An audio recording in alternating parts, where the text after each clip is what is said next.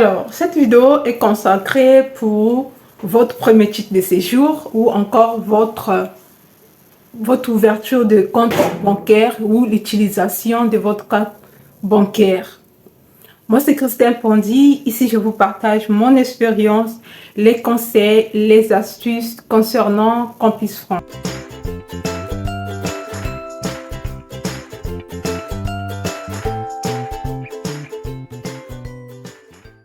Bien évidemment, quand vous arrivez en France pour votre première année, vous n'avez pas de titre de séjour. Vous avez tout simplement votre visa que vous devez valider, qui a une validité de 1 an. Après 1 an, avant l'expiration de votre visa, vous devez faire la demande de votre premier titre de séjour. Donc, il faut le faire 2 mois en avance avant l'expiration de votre visa étudiant. Cette visa vous permet aussi de travailler, de vivre en France, mais après 1 an, cette visa doit expirer et vous devez demander votre titre de séjour au lieu de résidence à la préfecture. Cela, ça se fait en ligne. Vous devez quitter en ligne de vos démarches. Une fois que vous avez rempli les formalités de votre demande de titre de séjour étudiant, on va vous donner une récépissé de 1 an. Cette récépissé vous permet aussi de travailler et de jouir de vos droits sur le territoire français, aussi même de voyager dans l'Union européenne. Mais le problème qui se pose à votre demande de titre de séjour, la durée de délivrance de votre demande de titre de séjour va aller de 3 mois, 2 mois, ça dépend de vos préfectures, des lieux de résidence. Et que si vous arrivez à la 3e mois, 4e mois, vous n'avez pas toujours le titre de séjour, vous devez écrire à la préfecture pour demander la suite de votre dossier. Malheureusement, beaucoup de gens, ils arrivent, ils n'ont pas l'information. J'ai une de mes cadettes, elle est arrivée l'année passée, donc ça fait 2 ans qu'elle est ici. Donc, elle demande son premier titre de séjour. Dans l'ignorance, elle a donné le titre de séjour, on a donné le récépissé de 1 an.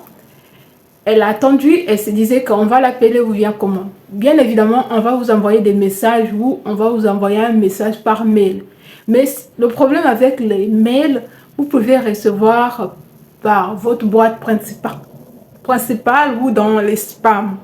Donc, c'était son cas. Elle a reçu le mail dans son spam. Il y a 8 mois, elle ne savait pas que son titre de séjour était déjà sorti. Et quand elle va demander à la préfecture les nouvelles, on lui dit on t'a envoyé le mail à telle date, tu n'as pas réagi, ton titre de séjour était déjà sorti depuis janvier de l'année 2023.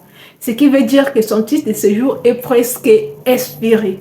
Donc, ce sont dans les cas comme ça que vous vous retrouvez dans les situations irrégulières parce que vous n'avez pas pris le temps de vous renseigner ou de regarder vos mails, spam ou boîte principale ou encore contacter la préfecture à temps.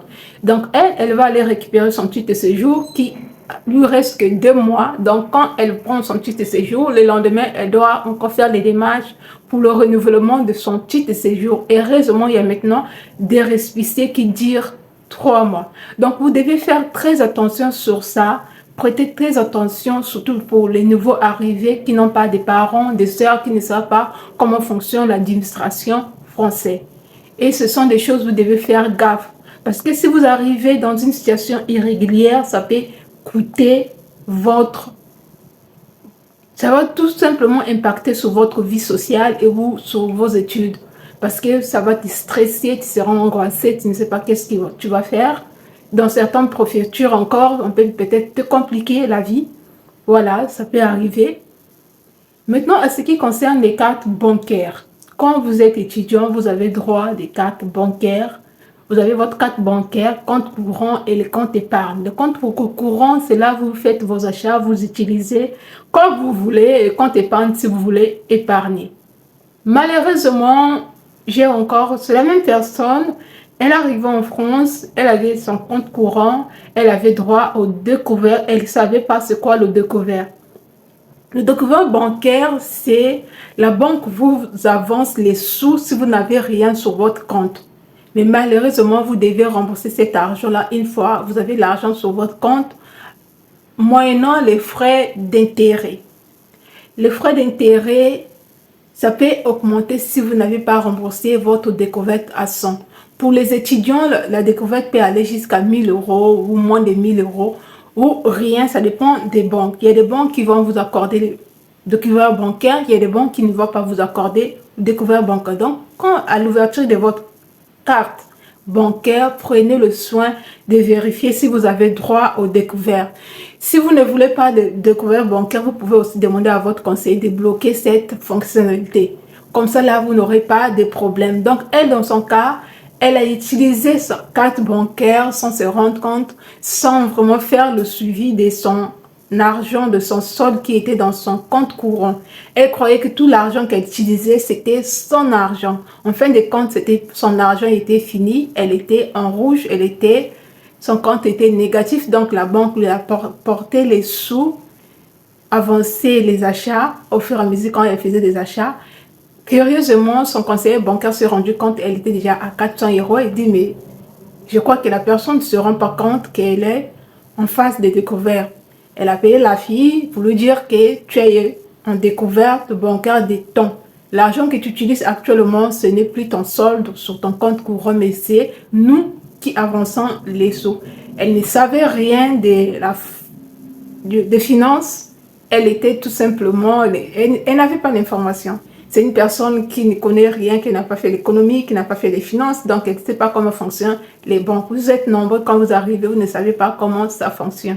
Vous avez droit aux découvertes, vous avez droit aux emprunts étudiants aussi, mais c'est à vous de voir si vous avez envie d'utiliser ces découvertes bancaires, parce que ça peut ruiner vos vies. Voilà, dans l'ambiance, tu peux dire que non, j'utilise, j'ai droit aux découvertes de 100 €, 300 €, mais si tu ne le rembourses pas, tu peux bloquer tes chances d'avoir peut-être un emprunt étudiant.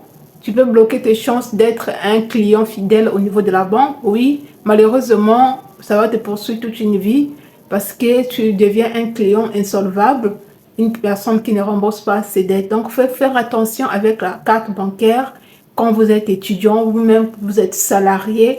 Les découvertes bancaires, c'est bien, mais malheureusement, vous avez des intérêts. Plus que tu ne rembourses pas à temps, plus que les intérêts augmentent, les intérêts bancaires. Donc, tu dois nous verser une surplus de la somme que tu nous dois. Si tu fais 5 mois sans rembourser ta dette, cette somme va augmenter. Donc, voilà l'information que je tenais à vous donner aujourd'hui.